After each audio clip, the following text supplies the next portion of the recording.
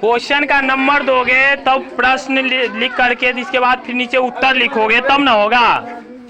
पहला प्रश्न है वर्ण किसे कहते हैं, तो उत्तर दोगे वह ध्वनि जिसके टुकड़े ना हो सके वर्ण कहलाती है। दूसरा प्रश्न वर्णमाला किसे कहते हैं, उत्तर होगा भाषा वर्णों से बनती है, हिंदी के वर्णों का उचित क्रम को हिंदी की वर्णमाला कहा जाता है।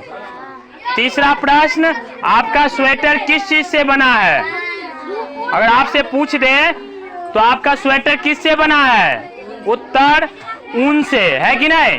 अब कौन सा ऊन से बना है ये भी प्रश्न आ जाता है, ठीक है कि नहीं। तो जैसा स्वेटर होगा वैसा आप प्रश्न दीजिएगा, वो प्रश्न होगा वैसा उत्तर दीजिएगा।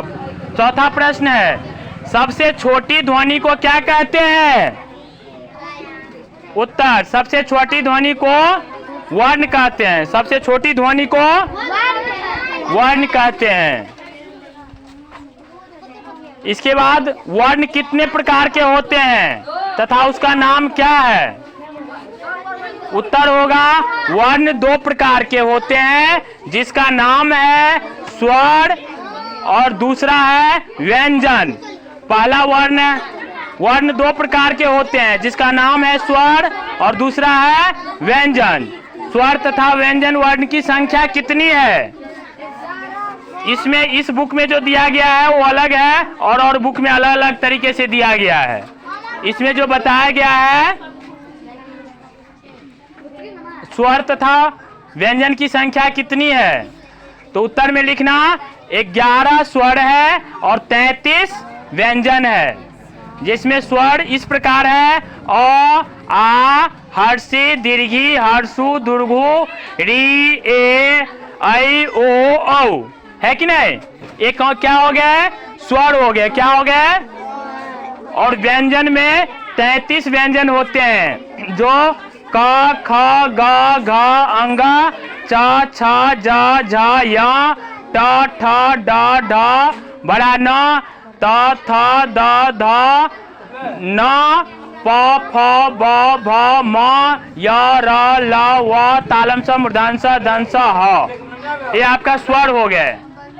इसके बाद भी अनुनासिक अनुस्वार ये सब भी होते हैं। इसमें बोलते हैं कवर्ग चवर्ग टवर्ग तवर्ग पवर्ग, ऐसे भी इसे बोल सकते हैं स्वर में, ठीक है कि नहीं। और य र ल व तालम स मूर्धन स धन स ह।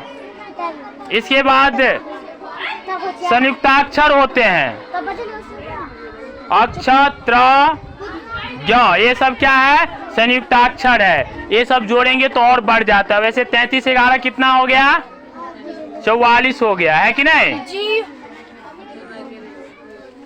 समझ गए सब, हाँ यार कुछ आवाज नहीं निकल रहा है, समझ गए? कौन कौन समझ गए, किसी के मुंह से आवाज नहीं निकल रहा है, कौन कौन समझ गए, समझ गए? चलिए समझ गए तो कल सुना दीजिएगा, कोई पूछे तो सुना दीजिएगा, ठीक है कि नहीं। जिसको भी बुक नहीं है वो तो अब लिख सकते हैं ना, बोर्ड से लिख सकते हैं कि नहीं। गुड।